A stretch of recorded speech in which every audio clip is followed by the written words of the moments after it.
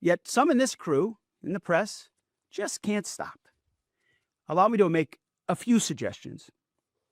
People look up at the TV and they see banners, they see headlines. I used to be in that business, and I know that everything is written intentionally. For example, a banner or a headline, Mideast war intensifies, splashing on the screen the last couple of days, alongside visuals of civilian or energy targets that Iran has hit, because that's what they do. What should the banner read instead? How about Iran increasingly desperate? Because they are. They know it, and so do you, if it can be admitted. Or more fake news from CNN.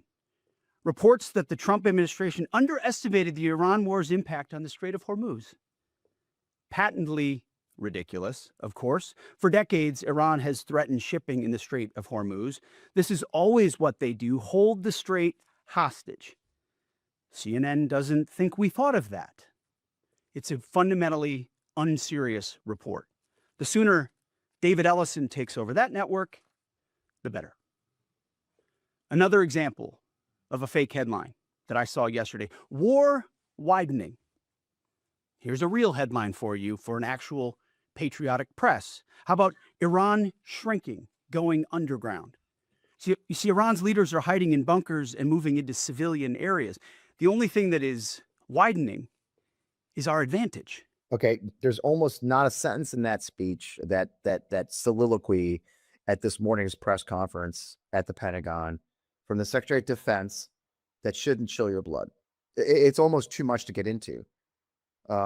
From him saying that he looks forward to a friend of the president taking over a news outlet so that they can change, to saying that a patriotic press should report clearer headlines that he likes, to the fact that he's got that damn smirk on his face the whole time.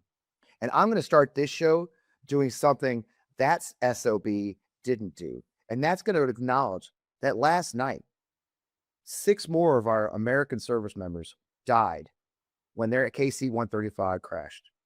And I want to take a moment to mourn their deaths, to wish the absolute most peace and our prayers and our thoughts with the families that are going to receive this horrible news. And they already know it.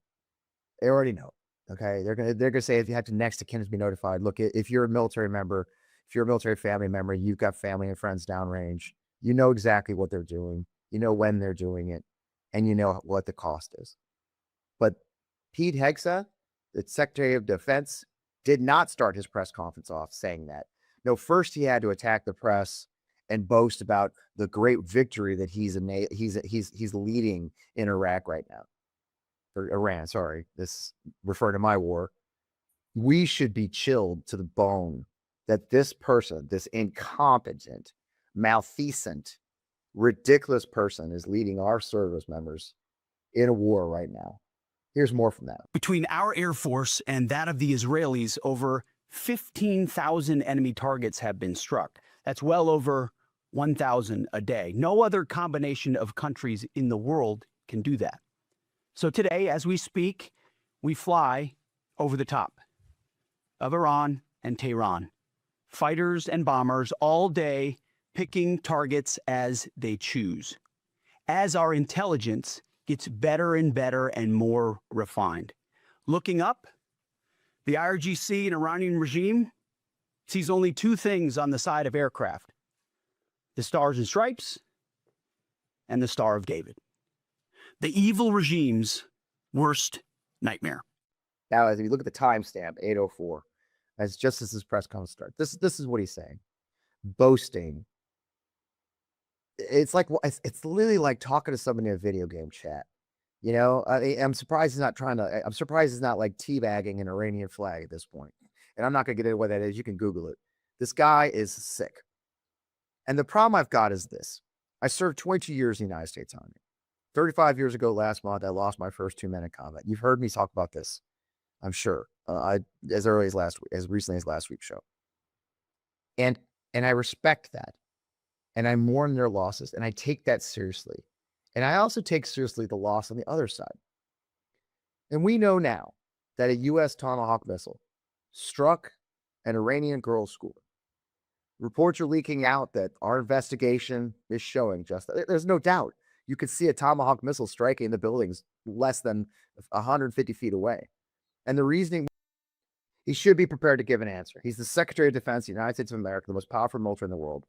He has a duty to tell. And this is why I'm angry about this. These are children. If it was a mistake, own it. If it was on purpose, own it. We are the United States of America. We are dedicated to preserving human life. We're dedicated to preserving civilian life. This does nothing to appease that. And this is the part that bothers me the most. I want you to think about it very carefully. Let's say the story that we're hearing right now is the most likely one, that this was bad intelligence, that was outdated intelligence, that at some point, perhaps this school was part of the military compound. The intelligence wasn't updated, and it was struck by possibly 1 or even 2 Tomahawk missiles. But here's how a Tomahawk missile works. There is a person who programmed that missile. Okay?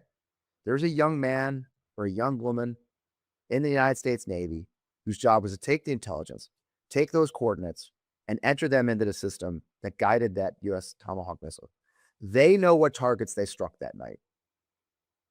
There's a young man or woman, a child of our nation, who we raised, who pushed that button. And I assure you, right now, they know. They know they did it. They know that upwards of 171 children and teachers died in that school. And they know they pushed the button. And there's a thing called moral injury that we don't talk about enough.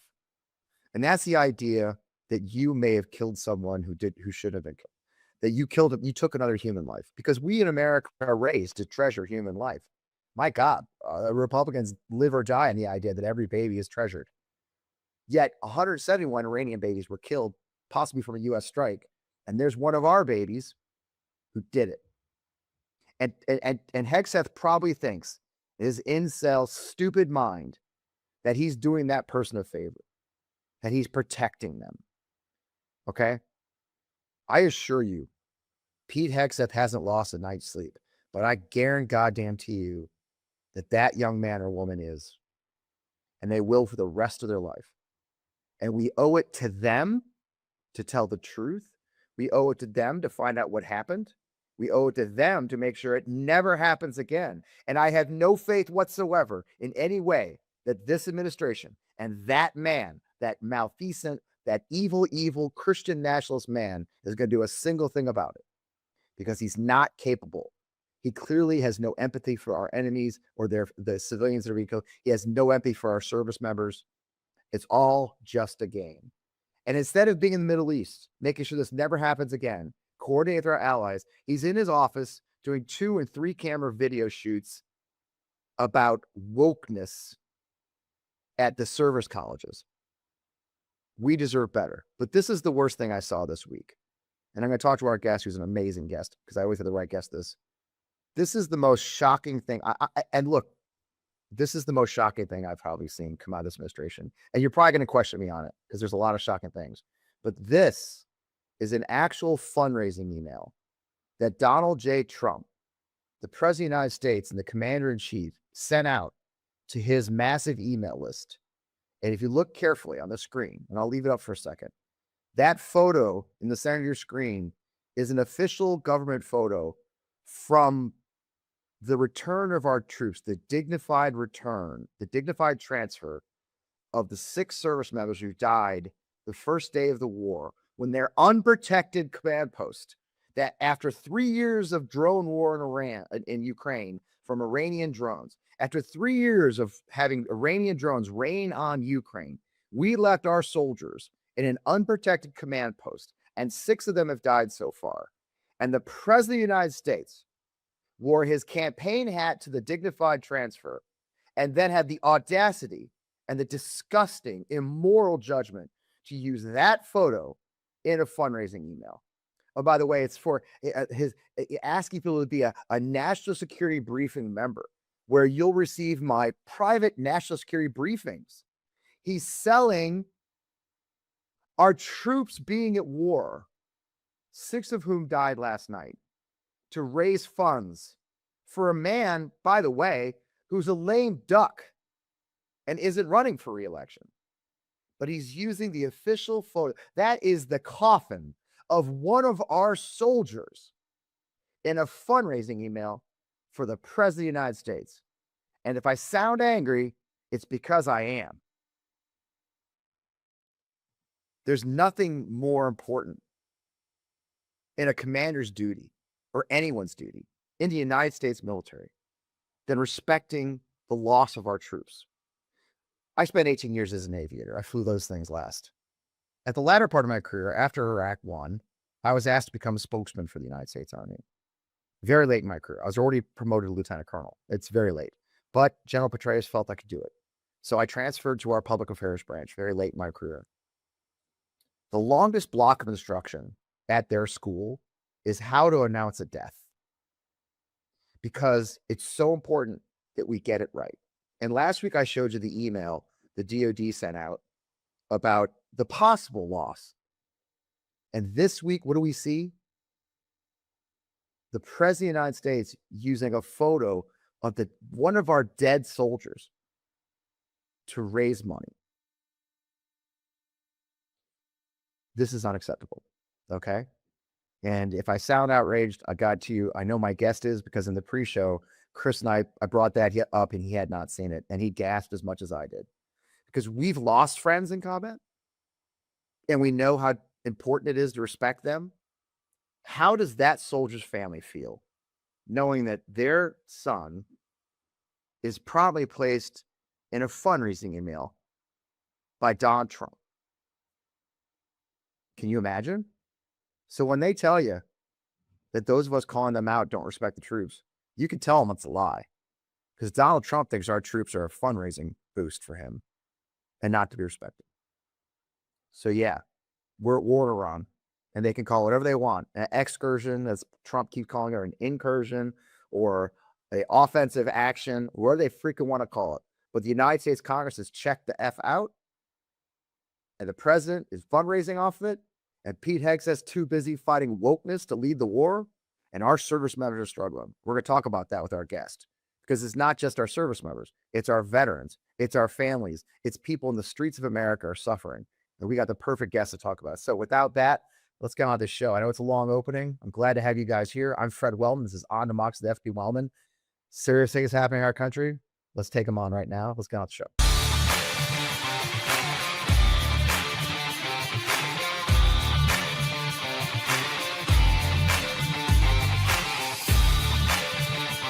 All right, welcome back. I am still Fred Wellman. This is On the Mox with FP Wellman, right on the Mox Touch Network. We're so glad to see you guys here every Friday night. I'm thrilled to have you with me. Like I said, serious things going on in this world right now. I'd love to talk about other things like we usually do, but the fact is, this is the most outrageous stuff I've ever seen. And look, I've only been in the media business for a minute, but I did serve our country for 22 years.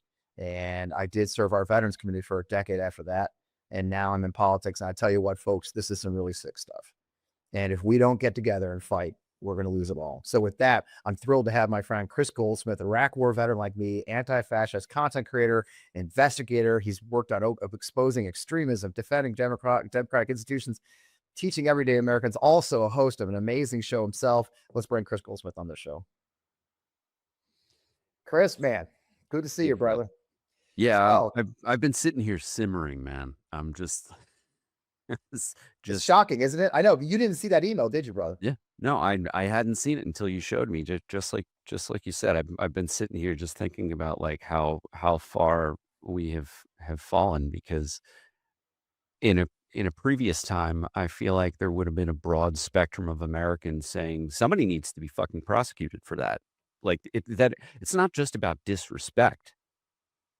To use the Bush administration, when I served and when you were still active, yep, the Bush administration didn't allow photographs of dignified transfers, which I didn't agree with, because I felt that the cost of war should be shown. Right. And that was a big scandal back then. People forget. And to think that we went from a Republican president who thought that those photographs were so sensitive that they should not be shown to anyone, to a Republican president who's using them in fundraising emails when he's not running for office. He's just personally enriching himself with the deaths of our sisters and brothers in arms. I I struggle to feel that I can forgive people who continue to support this monster. I think so. It is hard. It is really hard every day. And where do we find where do we reach across the aisle and find common ground when people? I don't know if you saw Tommy Tuberville's anti-Islam, his disgusting Islamophobic attacks on Mamdani. I mean, it's just the worst of us has now become leaders in our country. And what breaks my heart is we still have the same service members. Our brothers and sisters, our sons and daughters. I have family members still serving, and I can't understand what are we doing here, and the disrespect to them. And again, last night, like I mentioned in the beginning, we lost 6 more in the KC-135 crash. I mean, it's just, where's the respect and where's the honor? And we owe it to them to find out what happened, right? I mean, that's the part that bothers me too, Chris, is like there's no self inspections, there's no self-reflection at all amongst any of this. Like, I don't believe for 1 second that Hegseth gives a damn why that school is targeted, as long as we can bury it in the media, right? I mean, I think it's worse than that. I don't want to give Pete Hegseth the benefit of the doubt in thinking that he doesn't enjoy the murder of innocent civilians. This is a man who a lot of ink has been spilled, and a lot of talking heads have been talking about his like Christian nationalists and crusade tattoos. The man wrote a book called American Crusade, right? Like Right. we should pay attention to that. Right. This, He's telling us who he is. yeah, it's not just the physical presentation, the aesthetics of the crusade that like these Groiper type incels are attached to. It This man wants for people to die because he believes that they are the wrong religion, and he uses this crusader language all the time from the Pentagon briefing room, and Right.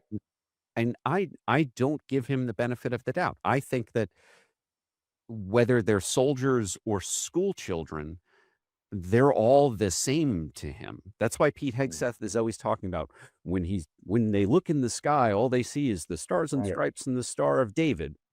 You think that There it is. that reference wasn't about his crusade, about instilling fear in Muslims for being the wrong religion or the wrong color? That is who Pete Hegseth always has been. People allowed him to rebrand himself over the last few years as this guy who doesn't like Middle Eastern wars. Like he went on Sean Ryan, this like Navy SEAL who's Joe Roganish. Like he just doesn't have beliefs, and he believed whatever the last thing he told. He's always excited. That's why he's got millions of morons watching his show. Pete Hegseth, I think, November when he was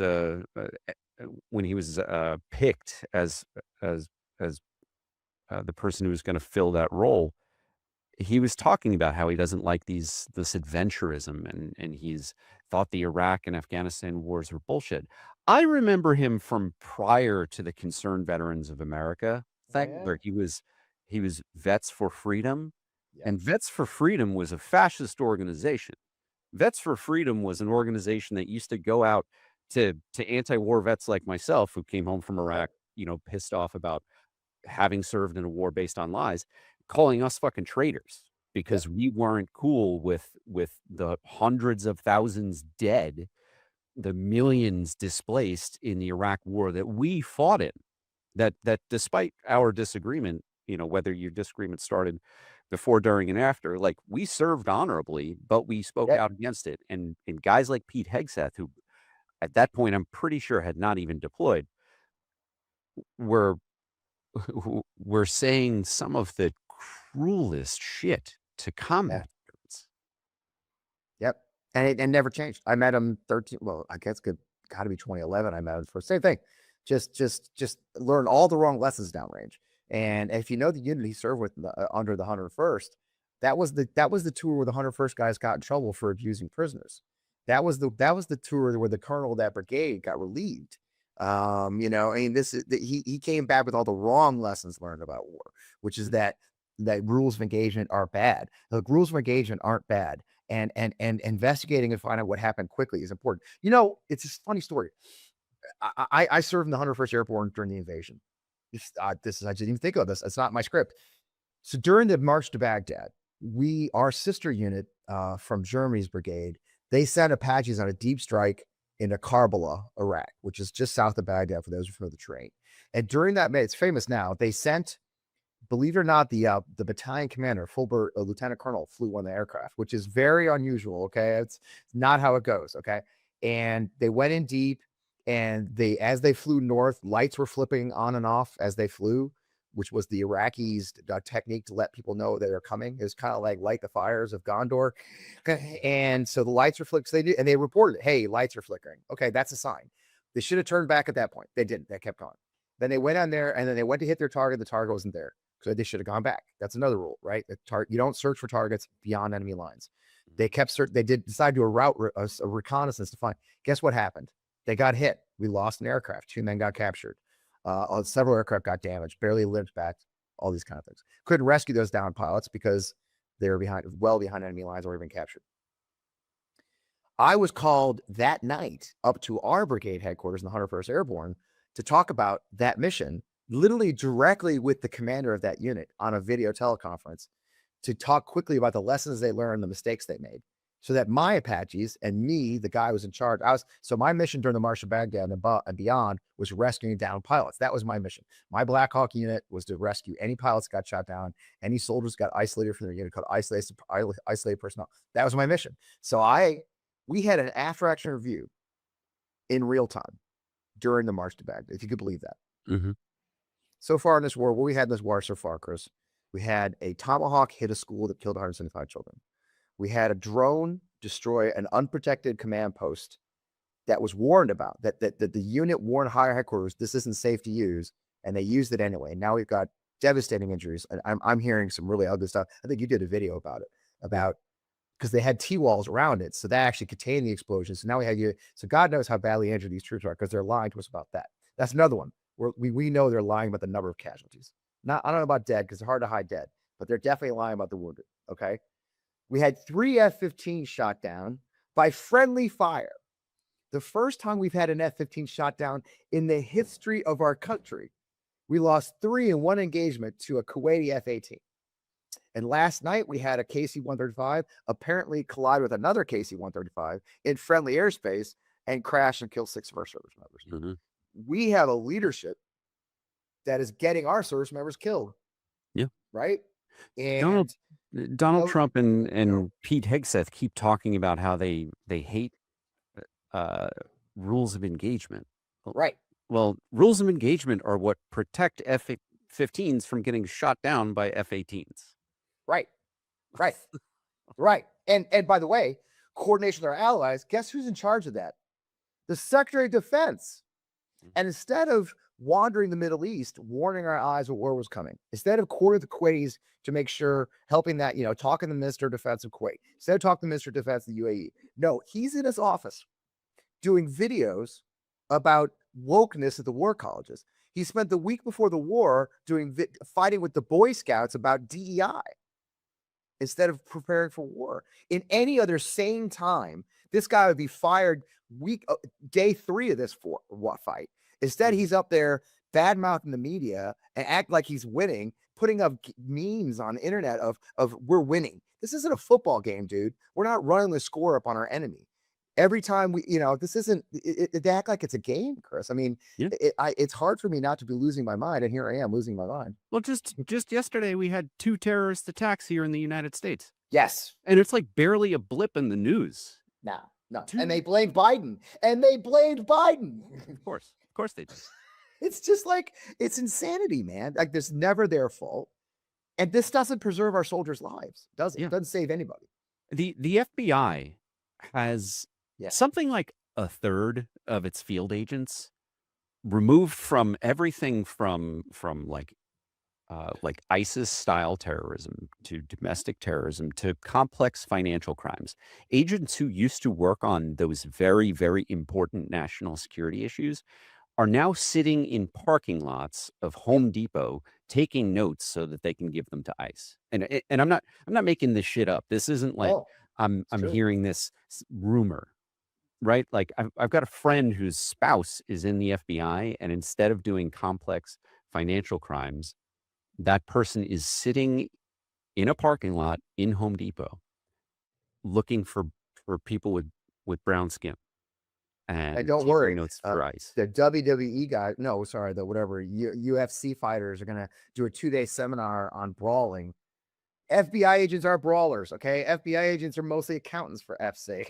It's Cash Patel bringing his buddies for the UFC to the Quantico. This is what they're worried about. Like you said, I mean, the same day we had this terrorist attack at the ODU, clearly a guy who was already convicted of trying to assist ISIS. That guy attacked. They announced the same day, man, we're gonna have the UFC come. Look, the UFC fighting isn't gonna stop terrorists. I don't know what the hell, how anyone can buy any of this anymore is beyond me. And then we talk about the cost, 11.3 billion in the first 6 days. Now we're on day 13 of this war. I mean, the numbers are astonishing to me. Yeah, it it is it is crazy to me that we can't seem to afford healthcare in this country, Right. but we can, just give all of our money to defense contractors, but but not have our domestic law enforcement agencies focused on terrorism Right. when we're picking new fights, starting new wars, killing over 100, over 150 school children, all Yeah. girls. Right. In what world does a country murder a, a bunch of schoolgirl children and then not immediately prepare for terrorist attacks? Right. Instead, we've had a completely irresponsible commander in chief. We've got an FBI director, this QAnon conspiracy theorist, you know, uh, talking about rolling around on the mat with people fighting instead of actually addressing real threats to our country. We had a synagogue attacked by a maniac. Yeah. We had 2 ROTC cadets shot. We had, I believe it's the ROTC commander, Killed. a teacher at ODU who was killed. And this administration is just shrugging their shoulders and then talking about how they're going to have the Navy start to escort oil through the Strait of Hormuz. So you're literally putting soldiers' lives on the line for oil. Like that shit used to be a parody when you and I served during Yeah. the during my part of the Iraq War. Like the idea of blood for oil was like, all right, you're like oversimplifying things, right? But like maybe that you okay, you got a point, but you're really oversimplifying a complex problem. That's not the case anymore. This is Nope. literally blood for oil. It is. And it's the oil price is more important than the deaths. I mean, look what they're talking about. They're not talking about the deaths. They're not talking about our service members being killed. You're talking about oil hitting $100 a barrel. They're talking about the calculation. Last night, one of these Republican talking heads was on CNN and said, look, if it's going to cost us 30 billion or 40 billion or 50 billion to stop the nuclear bomb, I'm okay with that. Not kids, not sons and daughters, not fathers and mothers. It's just a money calculation. This is about, will the rich get richer? Will the poor get poorer? And by the way, in the end, all of this is going to go on us, the working class, the folks who can barely afford to live now. I mean, the one thing this idiot had going for him was the price of gas went down, and he just spiked that too. And all they care about is the fact that it's caused the stock market to go down. I mean, honestly, it's if you're not a socialist, it's hard to go, wow, maybe they're onto something. I don't, I'm not myself. I am definitely not, but I am a working class kid from a small town in Missouri. And I'm talking every day in my other job to working class people who have no idea how to pay the bills. They're standing in the grocery line. They've got their grocery cart. They're opening their phone to look at their bank balance, and they don't know how they're going to pay for any of this. And Donald Trump's worried about, missing a golf game. It is a sickness, man. Yeah, and then you've got Caroline Levitt saying like, "Oh, maybe we'll do the draft, maybe we won't. The Trump isn't taking it off the table." It's Right? just insanity. Like Yeah, maybe we'll send the poor and middle classes sons and daughters to war so that Baron Trump can, make billions doing cryptocurrency bullshit scams. Or even better, Don and Eric just merged a golf course company with a drone company and are going for because you know what, the Trump administration outlawed foreign made drones, DJI. I think you've used those in your work, right? Yeah. They outlawed foreign UAV, drones, and so the Sons have made purchase of a American drone company. I guess sell their. It is just, the corruption is so monumentally deep. It's hard to unpack it all because it's just an absolute flood. Which goes back to Steve Bannon, right? Flood the zone with bullshit, and they'll never be able to keep up. But we're going to keep up, and I think it's a great place to take a break because this is a very serious conversation. I do have great sponsors. I cannot fail to help Shopify and Ethos. So we'll take a short break for our sponsors. Stick with us, folks. I know you hate the commercials, but that's what pays for me and Chris to do our business. We're here talking to you because these amazing sponsors. So take a break for our sponsors, and we'll be right back to talk more. I started this podcast and my former small businesses. It seemed like I had to figure it out all on my own. I mean, everything from scripts, setup, logo, locations. It was super overwhelming. And every day seemed to introduce a new decision that I needed an answer. When you're starting off with something new, it always seems like your to-do list keeps growing. And every day it's new tasks, new things you got to get done. And it overwhelms your life. And then find that right tool that not only helps you out, but simplifies everything can be such a game changer. And for millions of businesses, that tool is Shopify. Shopify is the commerce platform behind millions of businesses around the world and 10% of all e-commerce in the US, from household names to ones you should, like Sugar and Spruce, to brands that are just getting started.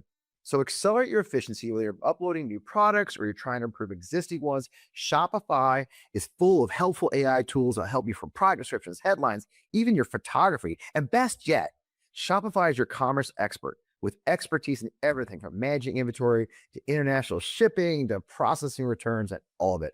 And the best part, if you get stuck, because let's face it, I'm kind of old, Shopify is always around with 24/7 customer support that you can call when you're in a crunch. So start your business today with the industry's best business partner, Shopify, and start hearing. Sign up for your $1 per month trial today at shopify.com/Fred. Okay, let's go to shopify.com/Fred. And one more time, that's shopify.com/Fred. Hit them today. Thanks. I think a lot of you know my life story. I did, of course, tragically lose my wife and child in a car accident in 1994. But one of the things that was key to my recovery and being able to move on with my life and kind of keep going was the financial security of having life insurance at the time.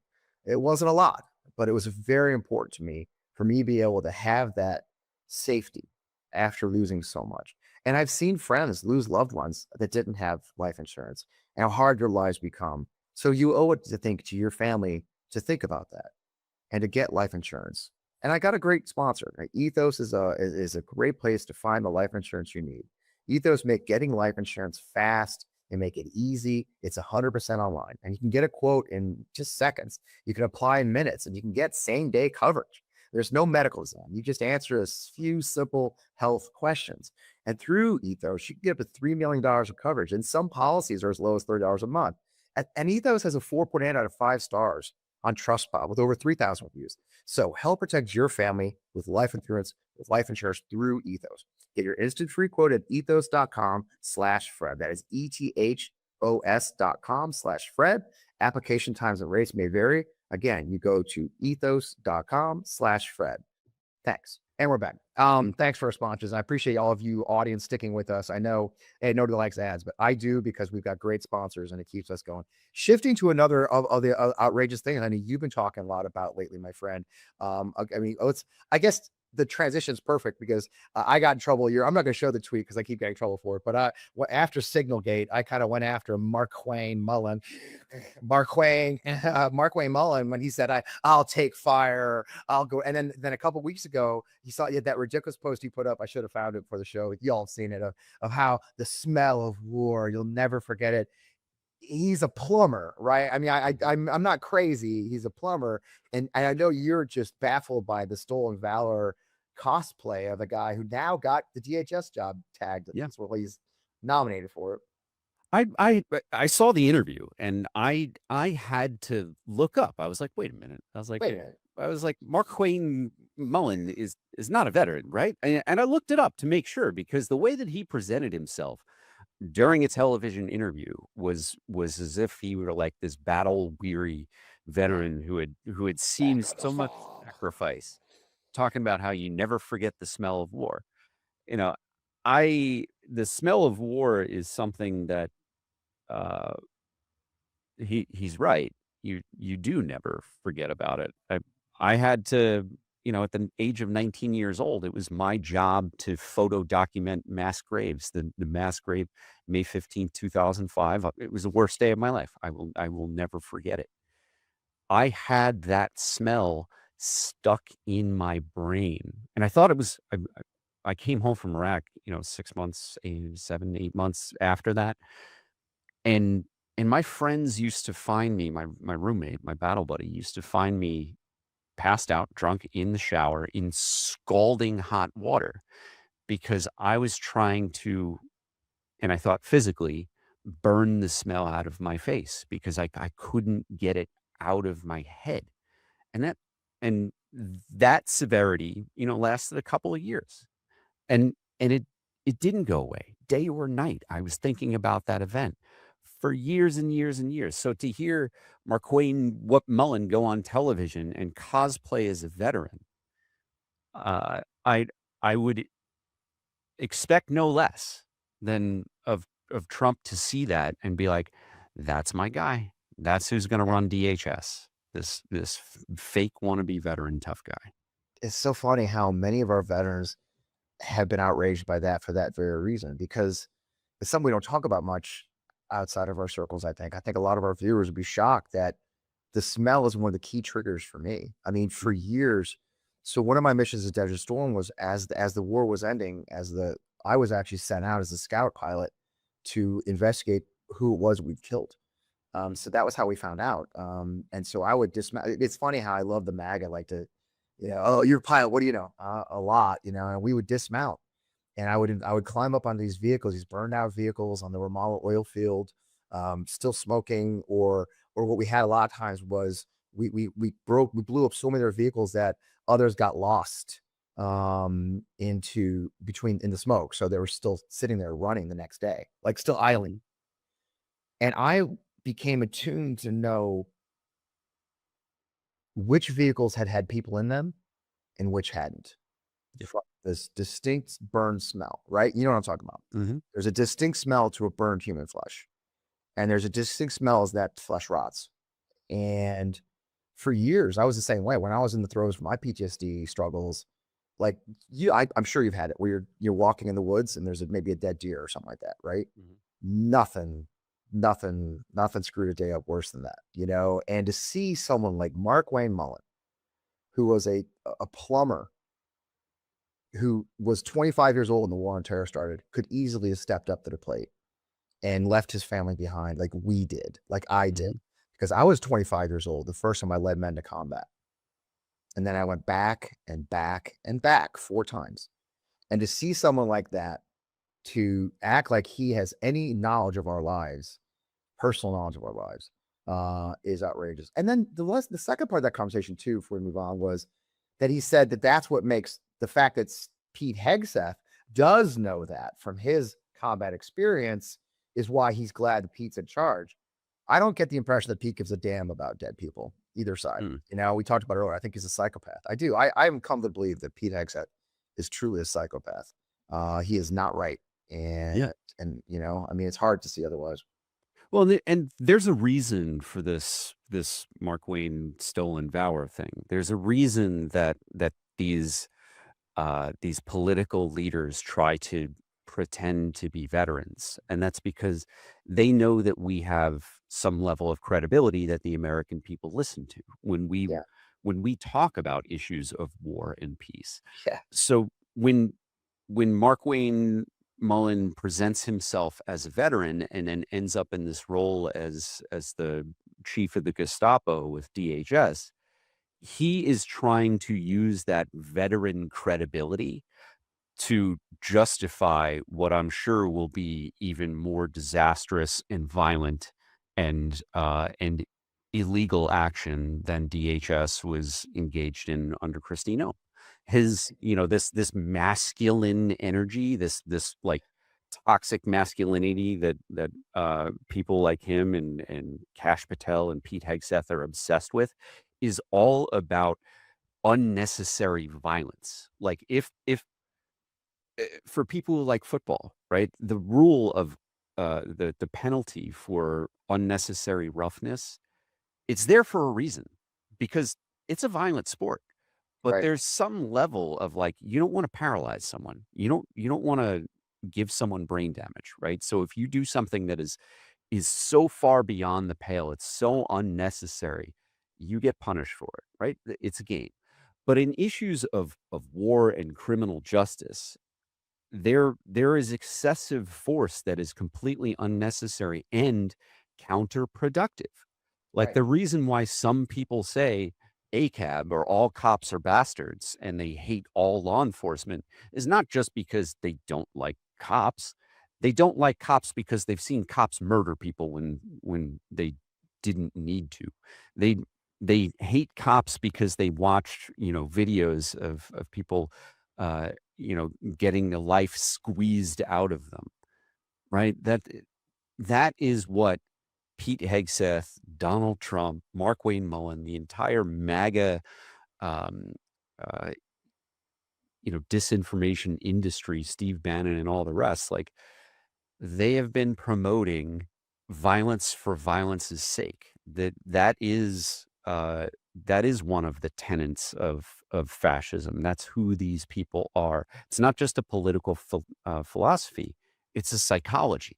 That is what a fascist is. It's not a belief system. It is core to who they are as human beings, and they are terrible human beings. I think sums it up. I mean, and you were just at the memorial service and concert from our friends Dropkick Murphys Mm. for Alex Preddy and Renee Good. You were just in Minneapolis. I mean, I know it touched you. I saw your video afterwards. I mean, now you see Mark Wayne Mullen getting that job. It's not going to get better, is it? Yeah.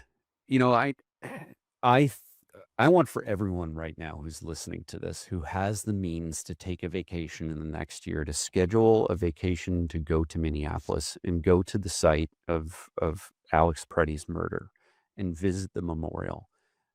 It is something that I went there. I walked up to it a bunch of times just over the course of this weekend that I was there, and I walked up with Dropkick Murphys, Ken Casey, the lead singer, and he said to me, he's like, "This is like 9/11." He's like, "This is like the 9/11 memorial. Every American should have to experience it." And he's right. And I use the word experience, not see, because it is an experience. It's a physical experience being there. At no point, and I was there for very long days for to put on a concert, to do interviews, to record podcasts and all that stuff, to bring more attention and to fundraise um, for the local community.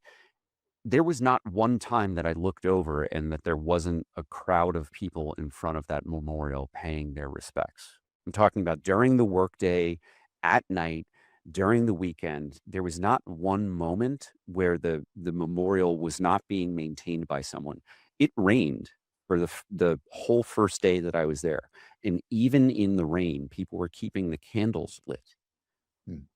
The sense of community, the sense of loss, the sense of patriotism that exists at that site is palpable, and it is something that Americans who are thinking about, getting a passport and leaving this country, who are thinking that, maybe they'll just put their heads down and hope that, this period of fascism passes. I want to encourage you to go to the Alex Preddy Memorial site because it will fill you with life. It will give you energy. It'll help you. It's sad, right? You will feel that kick in the gut, and I felt it every time that I went back there. I probably went there half a dozen times in the first day.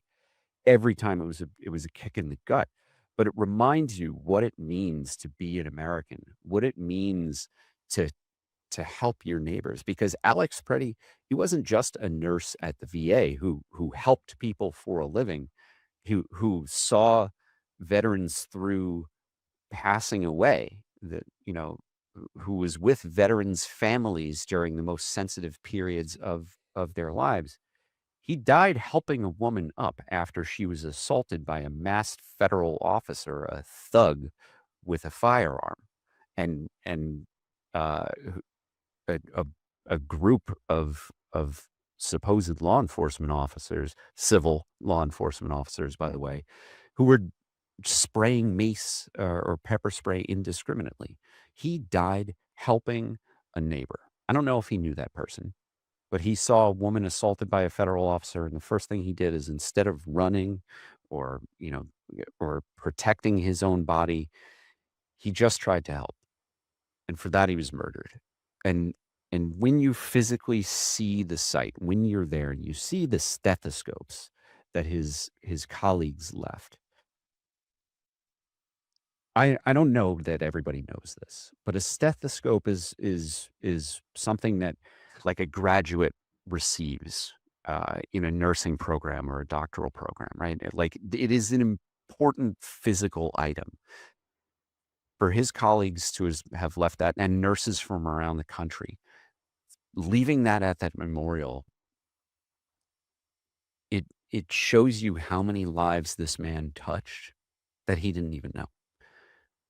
In an upcoming episode of my podcast On Offense, I got to interview a patient of Alex Preddy, which was not part of the plan. I was actually interviewing someone else, and he kept referring to his friend having been a patient and going to the memorial with her.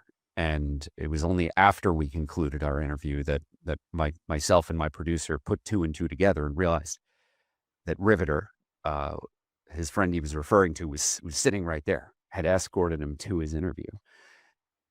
And I don't often cry, period. I certainly don't often cry on camera. But I have cried twice since that interview, just watching it, just listening to the audio, because you could see it in this woman veteran's face. You could hear it in her voice, how affected she was.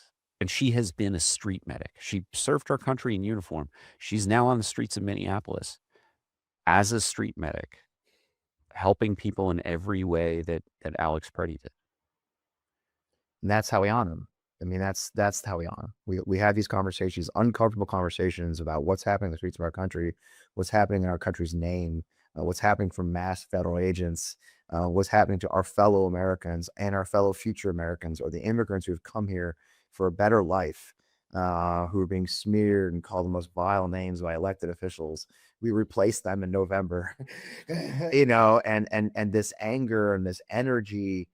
I always tell my audience, you have the power. Our voices matter, but even more so, the energy, the anger you feel, take it to the streets in the sense of knocking on doors, talking to your neighbors, finding out any campaign. We all desperately need you to volunteer. Use your solid strength. I don't want to hear any more talk about, oh, there's not going to be election Friday. Why bother? Get your ass into the streets, because we have the power. We need to make them afraid to cancel the election. Okay. Mhm. We need to show them that we're watching, right? That's the thing, isn't it? It's we see you, and they can't dig it away with their shit in the dark anymore, can it? Because people like you are around the front lines, putting your freaking, your body into it, but also hitting the airwaves, talking to our friends and neighbors and telling them. So I think it's a great place to wrap up. I could talk to you for hours. I can't thank you enough for joining me, especially on such short notice. The most important thing is you have your own productions. You're doing them. So impressed by the work you do, Chris. Tell everybody where they can find your work. I desperately want the Midas Touch family to join your show as well. Thank you, brother. It is always fantastic to talk to you. For folks who don't know, Fred has been a friend and mentor of mine for I don't know, close to a decade and a half. We're getting up there, Fred. We're getting up there. I had less gray hair then. Yeah, this white stripe here was there forever. Um, So folks who want to listen to my podcast, it's called On Offense. The goal is to teach people, everyday Americans, things that you can do to be an anti-fascist.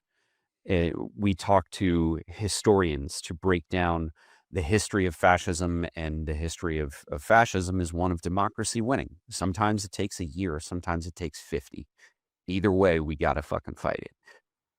We talk to journalists who are on the front lines. We talk to activists, right? We want to help people learn how to fight fascism in their everyday lives. Doesn't mean hitting the street every day. Could just mean starting a book club. You want to, Yep. if you're interested in local organizing and you don't know where to go started, go to veteransfightingfascism.org.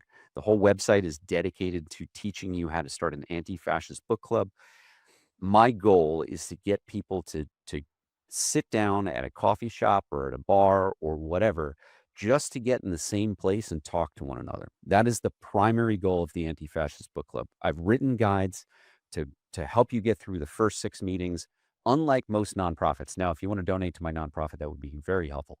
But I don't ask for your email because that's a liability, right? I don't want anything from you. I want to give you these guides. You've got your first 6 meetings, and you don't need me or my nonprofit anymore. The goal is to make anti-fascist organizations at the local level everywhere that we can. You can take that, you can use it for street activism, or you can use it to support and build a local campaign for school board, or for the county level government. Because when fascism comes to America, it's not just in the White House, it's not just in DHS, it's on your school board. It's trying to take away money from your local library to eliminate any books about diversity. That is where fascism is happening, where you can do something about it. You and like 5 friends, Yep.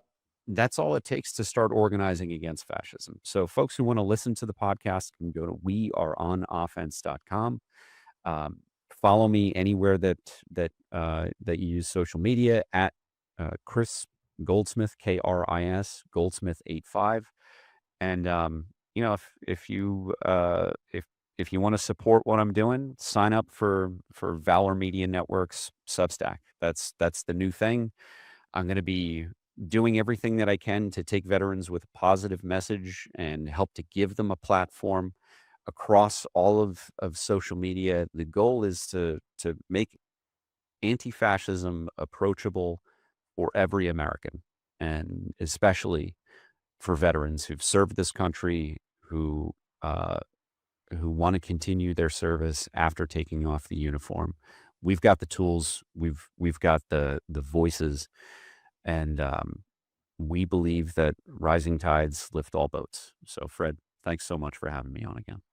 Proud to know you. Proud to know you for a long time. We've been in this fight for a long time, and it's not going away. And I wish it would. I look forward to us having the opportunity to sit back and just enjoy a beer and not worry about the world for a minute. But here we are. So, Chris, thanks for joining me. Good luck with the new ventures. I'm so proud of you, folks. If you learned anything from this show today, follow Chris Goldsmith and join us in this fight, because you do have the power. So, with that, thank you, sir. I salute you as always. See you. I'll probably be talking in the next half hour. Good seeing you, brother. Cheers. A little serious show this week. But for those of us who have served, I'm sorry. For those of us who served, this is serious stuff. For those of us who talk about those things, that the very real things, I think you got a window on our lives a little bit, and why so many of us are so upset. This isn't, we haven't talked about Democrats or Republican or any of that stuff, because this is about the lived lives of those who have served and those who right now are serving. I don't want to know the politics of our service members. I don't want to. I want them to serve with honor. I want their lives to be preserved. I want us to do everything we possibly can to ensure they serve our nation and come home safely to their families and raise their kids. Because I've been to Section 60, where so many of my friends didn't come home and where they're buried now. And I know the cost of war. And I'm disgusted that people like Pete Hegseth and Donald Trump don't respect it. So I hope you got a window into our lives. As always, we're right here every Friday night, 7 p.m. Eastern, right here on the MyTouch Network. If you want to follow all the things we're doing, fpwellman.substack.com. That's my Substack. That is where you can catch up. I'd be thrilled and honored if you would go right over there right now, click on that link, subscribe for free, or you can subscribe as a paid member to help pay for me to keep this stuff going. But either way, I'd love you to stay in touch with us all the time, not just once a week here on the show. Look, man, big things are happening. And I'll say it once again, like I said during the show, you have the power. Get out of your comfort zone right now. Call that local candidate, volunteer, start done. We are in election season. The midterms are happening. That is our chance. I know everybody says, oh, Fred, that's be more than voting. You're right.